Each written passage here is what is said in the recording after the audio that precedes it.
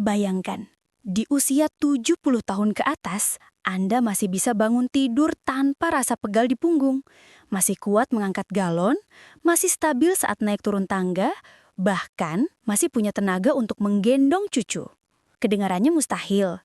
Banyak orang bilang begitu. Tapi ternyata, tubuh manusia tidak benar-benar berhenti membangun otot hanya karena usia. Yang berhenti biasanya kebiasaan dan nutrisinya. Dan yang lebih mengejutkan lagi, bukan telur, bukan daging, bukan susu tinggi protein. Justru sejenis biji kecil yang selama ini diremehkan, malah terbukti punya kualitas protein yang jauh lebih mudah diserap tubuh lansia. Para ahli gizi menyebutnya superfood bagi usia lanjut. Karena satu hal, daya serap proteinnya lebih stabil saat metabolisme mulai melambat di usia 60, 70, bahkan 80 tahun ke atas. Kenapa ini penting? Karena setelah usia 65 tahun, massa otot menurun 3 hingga 5% setiap tahun. Penurunan ini membuat tubuh lebih lemah, mudah jatuh, mudah sakit, dan lambat pulih. Banyak lansia mengira ini wajar, padahal tidak sepenuhnya. Dengan protein yang tepat, bukan sekedar banyak tapi tepat. Kita bisa memperlambat bahkan membalikan proses kehilangan otot. Masalahnya, sebagian besar lansia justru kesulitan makan makanan tinggi protein. Tidak cocok dengan bau telur, asam lambung sering kambuh, pencernaan makin sensitif, dan mulut cepat rasa pahit atau enek. Disinilah biji kecil ini jadi penyelamat.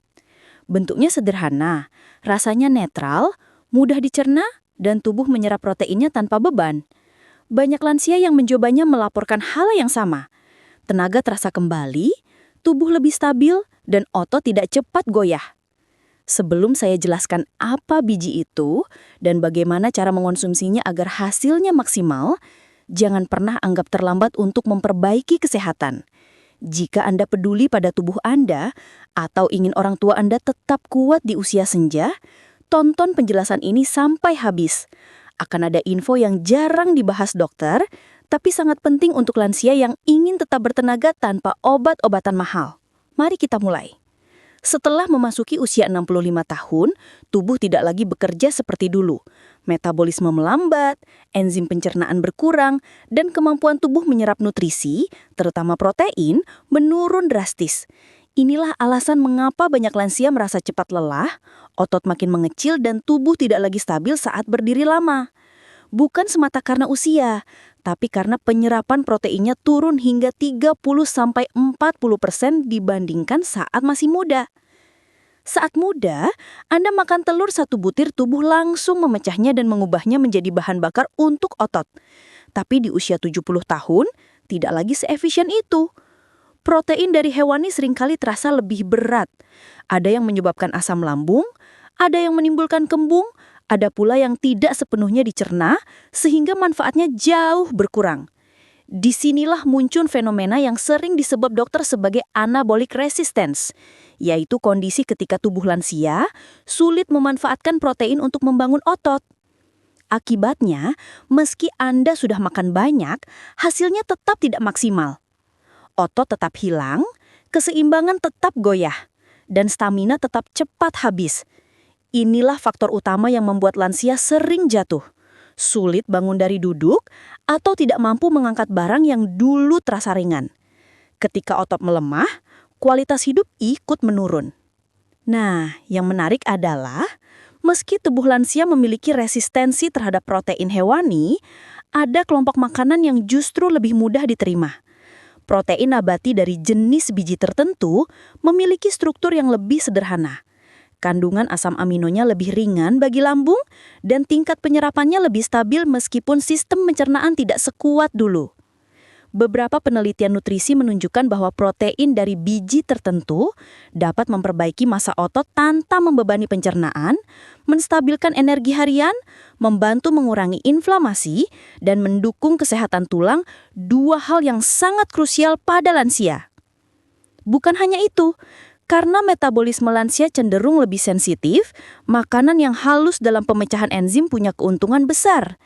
Biji ini bukan hanya ringan, tapi juga kaya omega 3, serat lembut, dan mineral pendukung otot seperti magnesium, zinc, dan kalsium. Kombinasi inilah yang membuatnya unggul dibanding telur untuk usia 70+. Dengan kata lain, bukan soal siapa lebih tinggi proteinnya, tapi siapa yang lebih mudah digunakan tubuh lansia untuk membangun tenaga. Dan mengejutkannya, jawabannya bukan telur, melainkan biji kecil yang jarang dilirik tapi diam-diam punya kekuatan besar. Selanjutnya, kita akan membahas kenapa biji ini bisa mengalahkan telur dalam hal penyerapan protein dan manfaatnya bagi tubuh lansia. Kenapa protein dari biji ini bisa mengalahkan telur untuk usia 70+?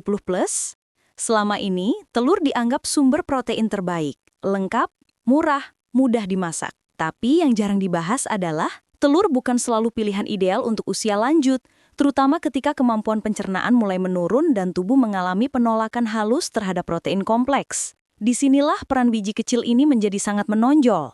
Pertama, kita harus memahami satu konsep penting, bioavailabilitas. Ini adalah tingkat kemampuan tubuh menyerap dan memanfaatkan nutrisi. Pada usia 20-40 tahun, telur punya bioavailabilitas tinggi. Tapi pada usia 70+, angkanya turun karena tubuh memproduksi lebih sedikit enzim protease, enzim yang bertugas memecah protein menjadi asam amino. Ketika enzim ini lemah, protein hewani terasa lebih berat. Itulah sebabnya sebagian lansia mengeluh cepat mual, mudah begah, atau merasa panas di perut setelah makan telur. Sebaliknya, protein nabati dari jenis biji tertentu, khususnya biji chia, punya struktur protein yang jauh lebih sederhana. Molekulnya kecil, ringan, dan mudah diurai oleh tubuh yang sudah tidak sekuat dulu. Hasilnya, penyerapan lebih cepat dan lebih efisien, tanpa beban pada sistem pencernaan. Inilah alasan utama mengapa banyak ahli gizi menyebut chia sebagai protein ramah lansia. Yang lebih menarik, meskipun ukurannya kecil, biji ini mengandung 9 asam amino esensial lengkap, sama seperti telur. Bedanya, kandungan omega-3 pada chia jauh lebih tinggi, bahkan 5-7 kali lipat dari telur. Omega-3 sangat penting bagi lansia, terutama untuk melindungi otot dari inflamasi, mempercepat pemulihan setelah aktivitas, menjaga sendi tetap fleksibel, dan mendukung kesehatan jantung. Bukan hanya itu, biji ini juga mengandung serat larut yang membuat pelepasan energi ke tubuh menjadi lebih stabil.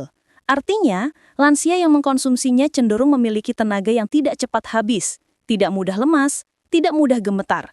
Otot tetap mendapatkan suplai energi secara perlahan, sehingga lebih mudah mempertahankan kekuatannya sepanjang hari. Berbeda dengan telur yang sering memicu asam lambung pada sebagian lansia, chia hampir tidak punya efek samping. Tidak berbau, tidak amis, tidak menyebabkan rasa pahit, dan bisa dicampur ke dalam apa saja. Ayam, bubur, yogurt, jus, bahkan makanan lunak. Faktor lainnya adalah kemampuan chia menyerap air hingga 12 kali lipat. Saat masuk ke lambung, ia membentuk gel lembut yang membantu melancarkan pencernaan, menjaga hidrasi, dan membuat proses penyerapan protein menjadi lebih halus. Kondisi ini sangat menguntungkan lansia yang sering mengalami sulit BAB atau dehidrasi ringan. Dengan kombinasi protein lengkap, serapannya cepat, tidak membebani lambung, omega-3 tinggi, energi stabil, dan antiinflamasi alami, tidak heran jika para ahli menyimpulkan bahwa chia seed lebih unggul dari telur sebagai sumber protein harian untuk usia 70+. Pada poin berikutnya, kita akan membahas manfaat langsung yang dirasakan lansia setelah rutin mengkonsumsi biji ini setiap hari. Manfaat langsung yang dirasakan lansia setelah rutin mengkonsumsi biji ini setiap hari. Ketika seseorang berusia 70 tahun ke atas mulai rutin mengkonsumsi chia seed, perubahan yang dirasakan seringkali muncul lebih cepat dari dugaan. Bukan perubahan besar, seperti tiba-tiba menjadi sangat kuat. Bukan, tapi perubahan kecil yang sangat berarti bagi kualitas hidup sehari-hari. Justru perubahan kecil inilah yang menentukan apakah seseorang masih dapat hidup mandiri atau harus selalu bergantung pada orang lain. Manfaat pertama yang paling sering dilaporkan adalah peningkatan tenaga dalam aktivitas ringan. Banyak lansia biasanya merasa cepat lelah hanya dengan berjalan 10-15 menit atau sekedar berdiri lama saat memasak. Tapi setelah 1-2 minggu konsumsi harian chia, banyak yang merasa tubuh tidak lagi cepat drop. Energi terasa lebih stabil dari pagi hingga malam. Ini terjadi karena chia melepaskan energi secara perlahan, bukan sekaligus seperti makanan manis yang cepat naik lalu cepat turun. Manfaat kedua, otot terasa tidak mudah gemetar atau goyah. Ini sangat penting. Otot yang kehilangan massa memang sulit dikembalikan secara instan, tapi suplai protein dan omega-3 dari chia mampu memberikan bahan bakar yang konsisten untuk memelihara serat otot. Hasilnya, tubuh terasa lebih kokoh. Lansia yang tadinya ragu naik tangga mulai lebih percaya diri. yang biasanya harus pegangan untuk bangun dari kursi, kini bisa berdiri tanpa dorongan kuat. Manfaat ketiga yang jarang disadari di awal adalah kualitas tidur yang membaik. Kandungan triptofan alami dan magnesium dalam chia membantu menenangkan saraf dan otot. Lansia yang tadinya tidur pendek-pendek, sering terbangun karena kram kaki atau pegal, mulai merasakan tidur yang lebih nyenyak dan bangun dalam kondisi tidak terlalu lelah. Tidur yang cukup mempercepat regenerasi otot, membuat tubuh lebih responsif terhadap protein yang dikonsumsi. Selanjutnya adalah perbaikan sistem pencernaan. Banyak lansia mengalami konstipasi karena usus bekerja lebih lambat, serat larut dari chia membentuk gel lembut yang membantu pergerakan usus tanpa menyebabkan perut kembung. Ini membuat BAB menjadi lebih teratur dan terasa lebih ringan. Bila pencernaan lancar, penyerapan nutrisi lain, terutama protein, akan jauh lebih optimal. Ini satu paket yang saling mendukung. Manfaat kelima yang sangat penting adalah penurunan rasa nyeri pada sendi. Ini bukan karena chia langsung menyembuhkan radang, tetapi omega-3 di dalamnya membantu mengurangi inflamasi ringan yang sering menyebabkan sendi terasa kaku saat bangun pagi. Banyak lansia melaporkan tangan lebih fleksibel, lutut lebih ringan, dan langkar lebih stabil hanya karena inflamasi berkurang sedikit demi sedikit. Dan tentu saja, manfaat yang paling ditunggu adalah stabilnya massa otot. Pada usia 70+, mempertahankan otot saja sudah prestasi. Dengan suplai protein yang mudah diserap, tubuh tidak lagi boros menghabiskan otot sebagai energi cadangan. Perlahan-lahan, hilangnya massa otot bisa diperlambat, bahkan dihentikan. Dengan gabungan manfaat ini, energi stabil, tidur membaik, pencernaan lancar, sendi lebih nyaman dan otot lebih kuat, hidup sehari-hari menjadi lebih ringan, bukan soal menjadi muda kembali, tetapi mampu menikmati hidup tanpa terus-menerus melawan rasa lelah dan nyeri. Berikutnya, kita akan membahas cara mengonsumsi chia seed agar manfaatnya maksimal bagi lansia usia 70 tahun ke atas. Cara konsumsi yang benar agar manfaat chia seed maksimal untuk usia 70 tahun ke atas. Banyak orang mengira chia seed bisa diminum begitu saja atau dicampur asal-asalan ke dalam makanan, padahal khusus untuk usia lanjut, cara konsumsinya tidak bisa sembarangan. Tubuh lansia memiliki ritme pencernaan yang berbeda, lebih lambat, lebih sensitif, dan lebih mudah mengalami dehidrasi. Karena itu, cara menyiapkan dan mengonsumsi chia harus diatur agar benar-benar aman dan efektif. Pertama, hal yang paling penting adalah chia harus direndam terlebih dahulu, minimal 15-30 menit. Ini bukan sekadar rutinitas, perendaman membuat chia menyerap air dan berubah menjadi gel lembut. Gel inilah yang memudahkan proses pencernaan. Jika dikonsumsi kering, chia dapat mengembang di dalam lambung dan berisiko membuat seseorang tersedak atau menyebabkan perasaan begah dan kembung. Untuk lansia, risiko ini lebih tinggi karena kapasitas menelan dan produksi air liur sudah menurun. Kedua, waktu konsumsi sangat berpengaruh. Chia paling ideal dikonsumsi pagi hari saat tubuh mulai membutuhkan energi stabil untuk beraktivitas. Efek gelnya akan membantu menjaga hidrasi dan memastikan pelepasan energi berlangsung bertahap. Selain itu, konsumsi di pagi hari membantu pencernaan bekerja lebih teratur sehingga lansia tidak mengalami sembelit di siang hari. Namun jika ingin manfaat tidur, chia juga bisa diminum menjelang malam dengan catatan dosisnya lebih kecil. Ketiga, perhatikan dosisnya. Banyak lansia melakukan kesalahan dengan mengonsumsi terlalu banyak karena percaya semakin banyak semakin baik. Kenyataannya tidak begitu. Dosis aman dan ideal untuk usia 70+ adalah 1 sendok makan per hari untuk pemula, kemudian boleh ditingkatkan menjadi 2 sendok makan per hari jika tubuh sudah terbiasa. Ini sudah lebih dari cukup untuk memenuhi kebutuhan protein nabati, omega-3, dan serat harian. Keempat, cara mencampurnya bisa disesuaikan dengan kondisi tubuh. Jika lansia memiliki asam lambung tinggi, campurkan chia dengan air hangat atau air suhu ruang, jangan dengan jus asam atau minuman yang memicu iritasi. Jika lansia sulit mengunyah, chia bisa dicampur ke dalam bubur, yogurt lembut, atau bahkan sup encer. Chia tidak memiliki rasa kuat, sehingga sangat fleksibel. Kuncinya adalah tekstur gelnya tetap terjaga.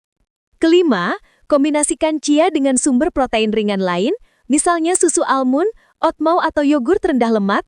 Kombinasi ini membantu tubuh menerima asupan protein lebih lengkap tanpa memberi beban berlebih pada lambung. Untuk lansia yang sering lemas, kombinasi chia plus madu sedikit dan air hangat terbukti memberikan energi yang lebih stabil tanpa memicu gula darah naik mendadak. Keenam, hindari mencampur chia dengan makanan berminyak atau gorengan. Lemak berlebih akan memperlambat pencernaan dan menghambat penyerapan nutrisi dari chia. Karena tujuan utama adalah efisiensi penyerapan protein, maka makanan pendamping harus ringan, lembut, dan tidak mengganggu lambung. Terakhir, jangan lupa minum cukup air. Karena chia menyerap cairan, tubuh harus mendapat tambahan asupan agar tidak mengalami dehidrasi ringan. Bagi lansia, hidrasi adalah kunci agar otot tidak cepat kram, pikiran tetap jernih, dan pencernaan berjalan lancar. Cukup 6-7 gelas sehari atau lebih jika tidak ada pembatasan dari dokter. Jika cara konsumsi ini dilakukan dengan benar, manfaat chia seed bisa terasa maksimal, tenaga lebih stabil, pencernaan membaik, dan otot tidak mudah melemah. Berikutnya, kita akan membahas siapa saja yang sebaiknya tidak mengonsumsi chia seed atau harus berhati-hati sebelum mulai rutin meminumnya. Siapa saja yang harus berhati-hati atau tidak disarankan mengonsumsi chia seed? Meskipun chia seed memiliki banyak manfaat, bukan berarti semua orang bisa mengonsumsinya tanpa batas. Terutama pada usia 70 tahun ke atas, kondisi tubuh sudah sangat bervariasi. Ada yang kuat dan aktif, ada pula yang memiliki penyakit penyerta yang membuat tubuh lebih sensitif terhadap perubahan pola makan. Karena itu, penting sekali mengetahui siapa saja yang harus berhati-hati sebelum mulai rutin minum chia.